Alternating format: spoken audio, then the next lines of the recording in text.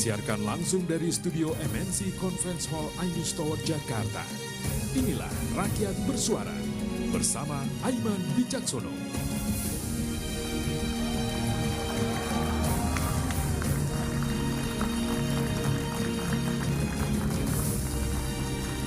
Selamat malam.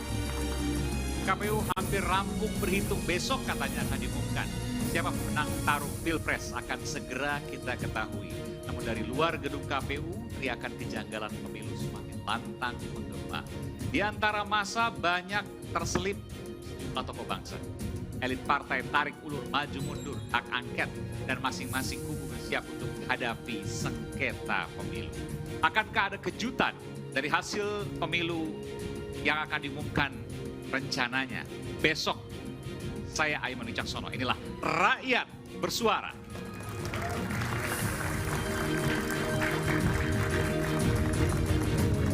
Saya akan undang narasumber saya pada malam hari ini. Yang pertama akan saya panggil Bung Effendi Ghazali. Prof. Effendi. Apa kabar, Bung Effendi? Prof. Egi. Pakai mic. Oke, silakan. Ya, kabarnya baik sekali malam ini, dan sekali lagi saya datang ke acara ini, satu-satunya acara yang pembukanya pakai musik disco tadi ya. Lampu. Oke. Tapi bukan ada disco tertentu kan? Oh, jelas. Disco gemoy maksudnya bukan itu? Akan menjelang itu kan pengumuman besok. Jadi diskonya malam ini. Ada yang udah senyum-senyum tuh? Sampai subuh nanti kan masih disco-disco lah. Oke, gitu kalau kan. gitu kita panggilkan sekarang. Oh, ya. Bung Emmanuel Ebenezer. Wih. Ini Pakai mic. ya, Emmanuel Sitorus tepatnya. Baik Bang, silakan. Oke. Lalu kita panggilkan Bung Roy Suryo. Silakan duduk. Oke. Bebas. Oke,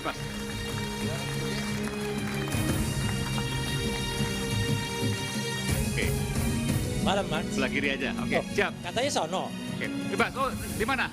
Oke, Aku sebelah sana kan. kiri, sebelah kanan. Bebas Bentar, sebenarnya. bentar. Ini kita berdua dulu. Karena apa? Statusnya sama-sama terlapor.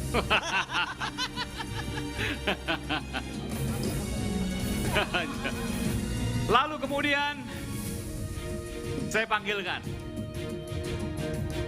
Babe Haikal, ya, pendukung pasangan Prabowo Gibran. Ya. Iya, samping ya, silakan. Dan masih ada satu lagi sebenarnya, Refli Harun yang masih di jalan. Dan seperti juga pada episode pertama, tapi nanti kita akan panggilkan. Tapi sebelum nanti kita tunggu Refli Harun, ini last but not least.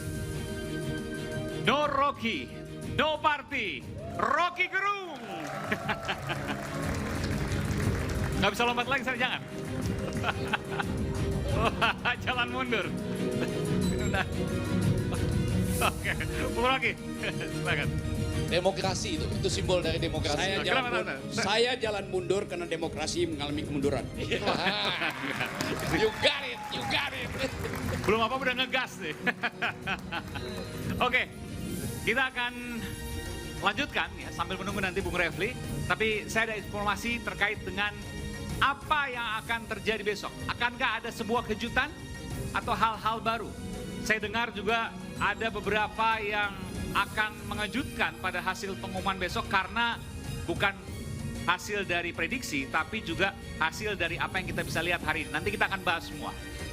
Kita simak dulu informasi berikut ini.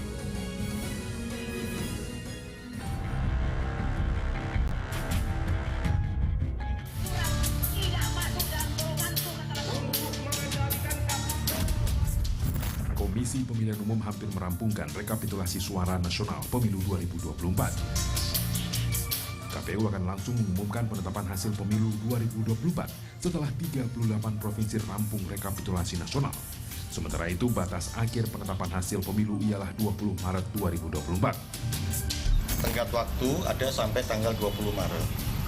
Nah, kalau rekapitulasi selesai, maka kita bisa lanjutkan proses berikutnya untuk penetapan. Menko Polhukam Hadi Cahyanto menerangkan jelang penetapan KPU, eskalasi unjuk rasa terkait sengketa pemilu 2024 terbilang kondusif. Saya yakin setelah pemilu semuanya selesai. Semuanya akan selesai, akan kembali lagi. Biasa pesta demokrasi, hangat-hangat itu ada. Hangat, kalau nggak hangat bukan demokrasi. Ya. Kalau nggak hangat itu pesta pernikahan.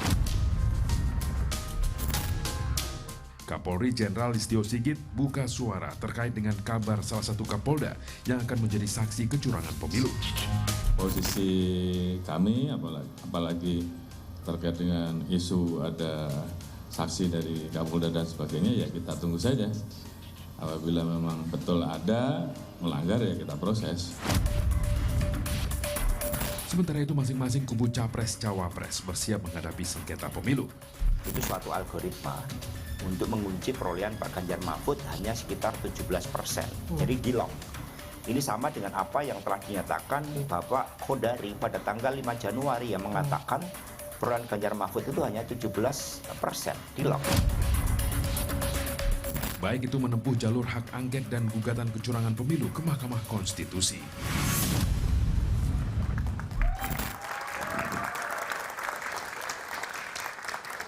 Saya langsung menuju ke Bung Roy Suryo. Bung Roy, tadi disebutkan, ya saya tadi juga menyaksikan apa yang disampaikan oleh Mas Hasto, Sekjen PDI Perjuangan. Ini kita belum bicara soal pengumuman, tapi kita bicara soal menuju pengumuman. Akankah ada kejutan? Kejutan termasuk soal hasilnya, soal kemudian langkah selanjutnya dan sebagainya. Apakah 3 hari nanti akan ada pendaftaran ke Mahkamah Konstitusi, ataukah akan ada hak angket, nggak tahu, wallahu alam gitu ya.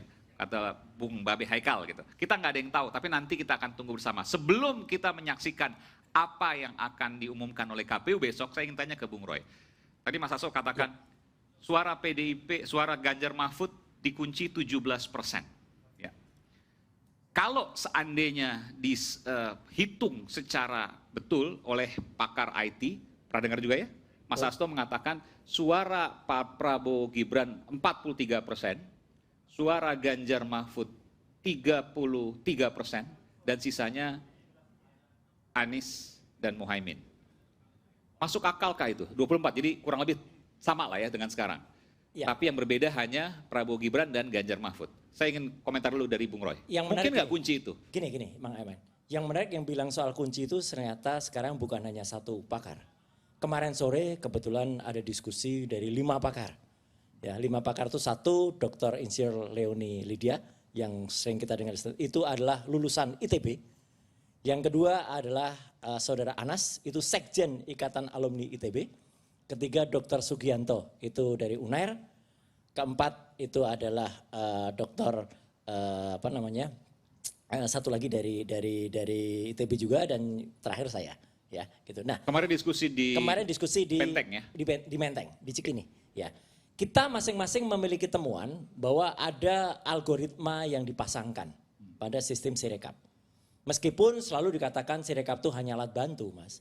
Tapi faktanya itu alat bantu yang pokok, alat bantu yang primer. Dan itu pakai uang negara alat bantu itu. Jadi nggak bisa dikesampingkan, miliaran lagi alat bantu itu.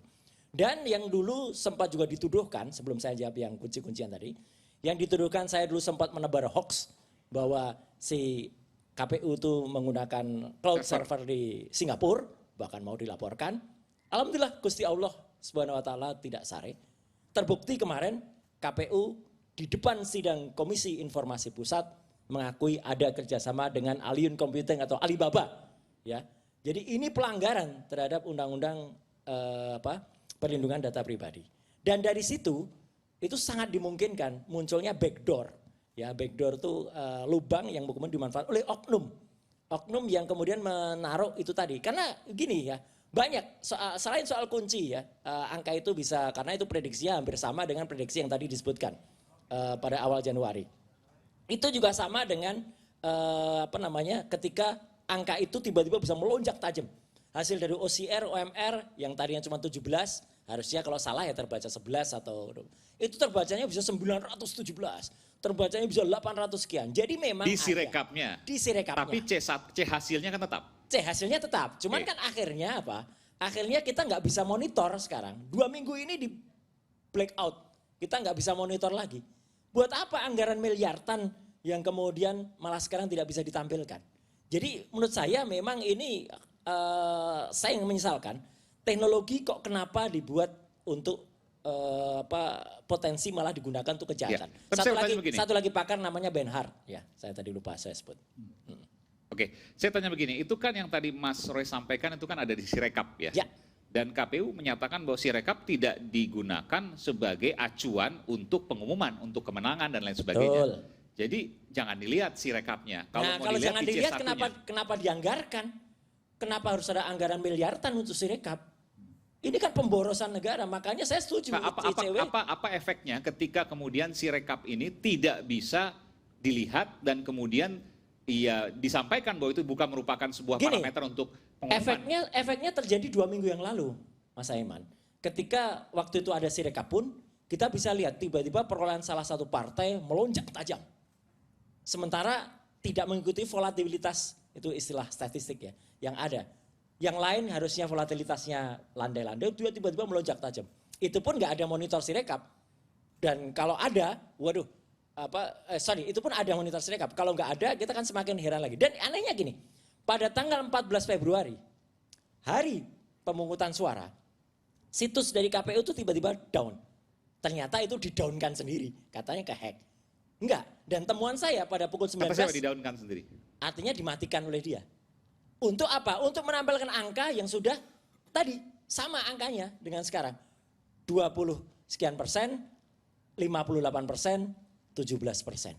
Padahal logikanya ya jam 19 malam lebih sedikit itu, bukannya teman saya loh, ada pakar lain yang menemukan juga lebih awal waktunya.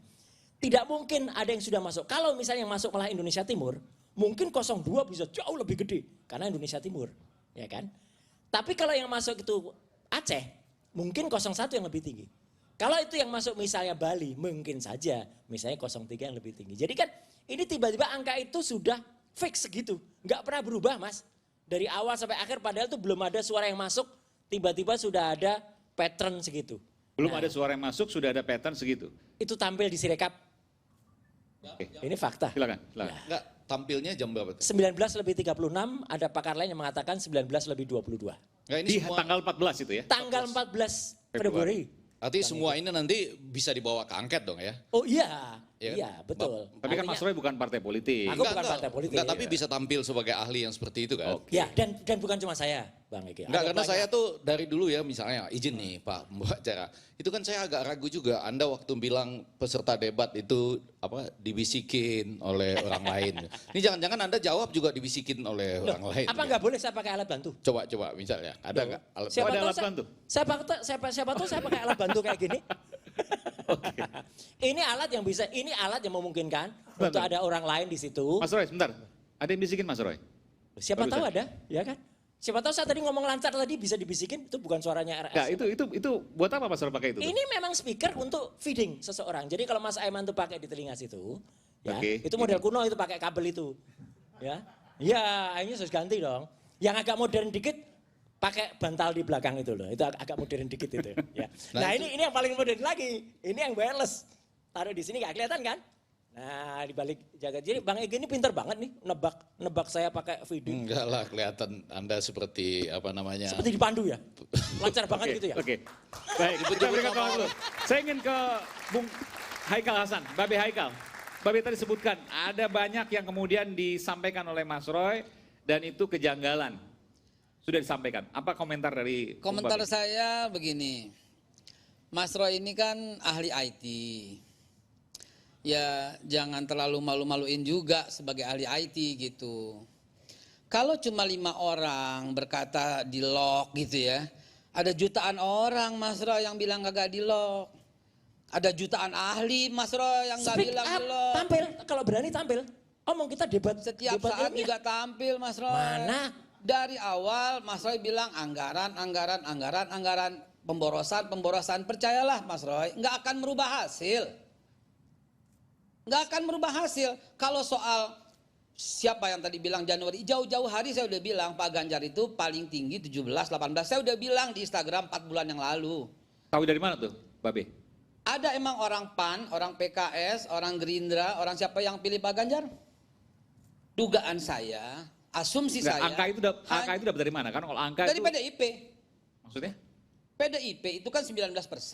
Oke. Kurang lebih 2% yang tidak memilih Pak Ganjar. Itu saya sebutin beberapa bulan yang lalu, ternyata tepat. Apa itu artinya di lock? Oh, hitungannya seperti itu, 19%. Gampang saja gitu loh. Nggak ada yang pilih Pak Ganjar kecuali orang PDIP. Dan sebagian PDIP kita tahu nggak suka dengan Pak Ganjar. Sehingga saya berasumsi Pak Ganjar kurang lebih 17. Ada di Instagram saya 4 bulan yang lalu, 3 bulan yang lalu. Jadi gini loh, jangan memainkan narasi-narasi curang. Kasihan kepada orang yang betul-betul mencintai 02 dan tidak curang. Saya mau kasih gambaran sama semua teman-teman begini ya. Biar adil nih pikirannya, biar adil pikirannya. Kesalahan satu orang tidak boleh disalahkan kepada semua orang. Ini asumsi, bukan, ini fakta.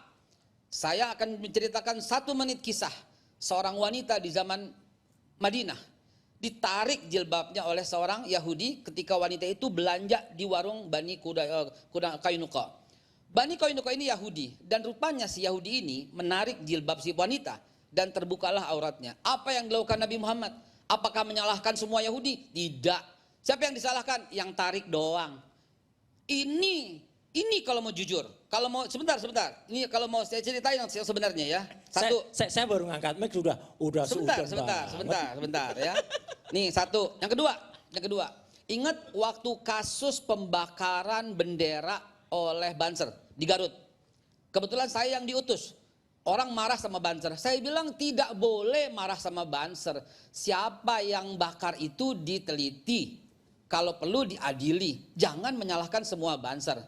Sama dengan satu Kapolda menyalahkan semua polisi. Tidak boleh menyalahkan institusi polisi. Siapa oknumnya. Hari ini cerdaskan masyarakat Indonesia dengan cara-cara kayak gitu. Gini. Siapa yang curang? Siapa yang curang? Tangkap. Setuju. 2 minggu yang lalu. Curang, tangkap. 2 minggu yang lalu Mas Aiman. Ya, siapa yang curang? Ketua KPU yang inisialnya kalau soal itu, sebentar, masih saya belum disuruh sebentar. Belum selesai. Belum selesai. Kalau soal umpamanya si rekap dan segalanya gitu ya, ya kita tahu gitu loh. TPS 02 di Lampung 3 juta 1 TPS untuk Pak Anies Baswedan. Nggak ada yang ribut Mas Roy. Karena kita tahu itu kesemuanya error. Kalau Mas Roy bilang 19 sudah Indonesia Barat, Indonesia Timur, itu sangat tergantung dengan kelancaran komunikasi. Gak mungkin. Nggak ada gimana? Gimana nggak mungkin? Belum ada suara masuk kok. Gimana nggak mungkin dari Aceh masuk? Digital evidence-nya ada. Dari manapun ada kemungkinan. Jam berapa itu Mas Roy? Jangan membodohi masyarakat Indonesia. Udah nanti ada buktinya. Digital 19.36 waktu Indonesia Barat. Waktu Indonesia Barat sudah muncul. Itu real count ya maksudnya? Ya. Real count. Ya. Di Sirekap. Lagi pula terus, kita sudah tahu tapi kan bahwa di Indonesia Timur misalnya sudah 2 jam sebelum. Suara yang masuk itu bukan dari Indonesia Timur masalahnya. Dari? Belum ada suara yang masuk ke situ. Karena situsnya down. Situsnya down, tiba-tiba muncul. Jadi komputer mati, komputer nggak ada hubungannya dengan bayangkan situs tiba-tiba down muncul. yang disalahkan orang. Bisa saja sistem, bisa saja keadaan. Ya udah yang salahkan tikus, mouse-nya yang salah. Ya. Gini Beb. Ya. 2 minggu yang lalu, 2 minggu yang lalu. Gitu loh. Kalau real count bukan patokan, real count bukan hitungan, katanya real count alat bantu, real count alat bantu. 3 menit lebih. Sirekap alat bantu, real count yang benar. Real count hasilnya udah kelihatan sekarang. Semua orang sedunia, bukan se-Indonesia, sedunia tahu bahwa metode yang namanya quick count itu adalah metode internasional. Tiba-tiba semua menyalahkan quick count. Kalau sedunia kemarin juga ada anggota Komnas HAM PBB dari Senegal itu juga tahu. Jadi janganlah membuatkan narasi-narasi. Tahu nggak kasus di sidang umum PBB? Ya, Komite HAM PBB mengatakan pilpres di Indonesia itu ada cawe-cawe atau ada ketidaknetralan. Baca nggak? Saya paham Pak. Ya udah. Itu Pak, gampang Pak. Bapak mau pesan suara apa di sana? Loh, ini ya gampang banget. Oke, gini. Belum internasional, belum go internasional, masih lokal. Ini yang suka pesan suara kayak gini. Enggak, pelan-pelan kalau sedikit aja nih. Ayo. Jam 19.36. Pakar lain mengatakan 14 enggak, cuma itu aja, sedikit 19, aja. 22. Mula-mula down. Ya. Lalu begitu Sirekap muncul, keluar angka. Masih down itu masih tidak terkoneksi kemana-mana, tiba-tiba muncul angka. Enggak, habis down lah ya. muncul kan? Muncul angka. keluar dengan proporsi itu 24, 59, 17 yang totalnya 58, 17. 58, 17 tambah 24 masih kurang 1. Nah iya. Ya, pokoknya totalnya begitu lah ya. Nah, pada waktu down kan masih bisa masuk data. Enggak.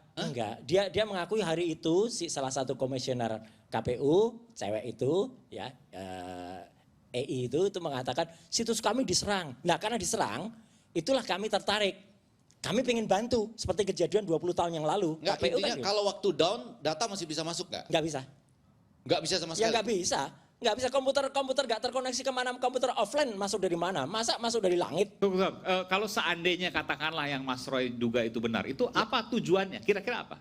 Ya tujuannya itu, ya saya bukan orang politik lagi ya. Saya tidak boleh menduga jelek. Tujuan saya tidak bisa menebak tujuan ya, tapi saya melihat ini salah. Udah itu aja. Perkara nanti yang menebak itu tujuan dan lain sebagainya mungkin orang lain. Tapi cuman gini, ada isi yang penting banget saya sampaikan. 2 minggu yang lalu, Bapak Haikal pasti juga dengar lah.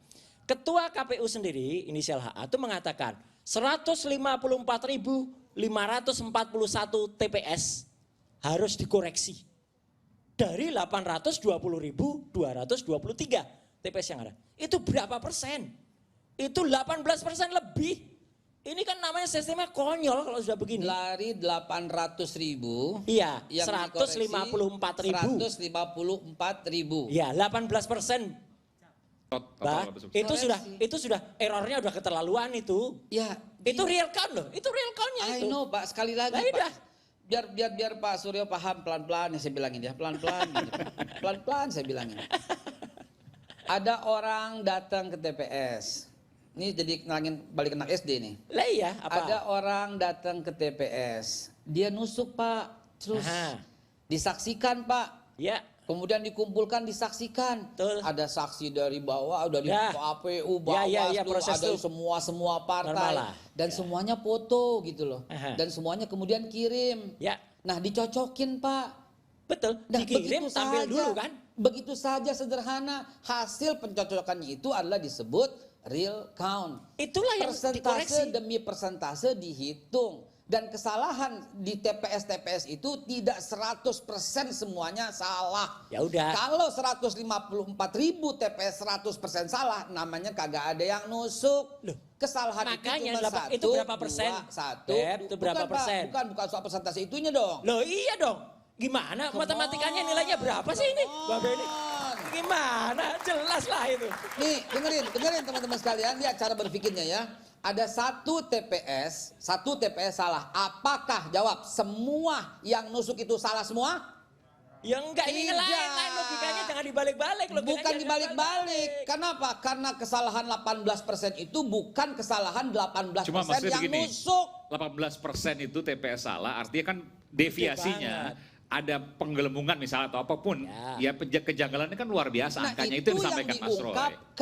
Bukan dikatakan ini ada kesalahan 18%, berapa persen, bukan seperti itu bahasanya. Saya cuma mau minta bahasa yang adil supaya tidak membodohi masyarakat. Bahasa yang adil saya tadi sudah. Jadi bahasa saya yang tidak adilnya adalah ada 18% di 154.000 TPS di dalamnya ada beberapa orang yang melakukan kesalahan. Itu yang adil. Enggak dong, 154.000 itu salah. Ya nggak bisa salah semua. Salah. Itu yang mengatakan ketua KPU. Dia sendiri bilang 154.514 salah dan dikoreksi. Ya TPS. Dikoreksi, bukan 154.000 TPS salah semua. Salah semua TPS ya. Gimana sih? Ya, kalau itu sudah dinyatakan salah. Nanti kita akan kembali saat lagi. Saya tahu Bung Rocky mau ngomong, tapi saya tahan dulu. Sepas lagi kita akan kembali. Tetap bersama kami di Rakyat Bersuara.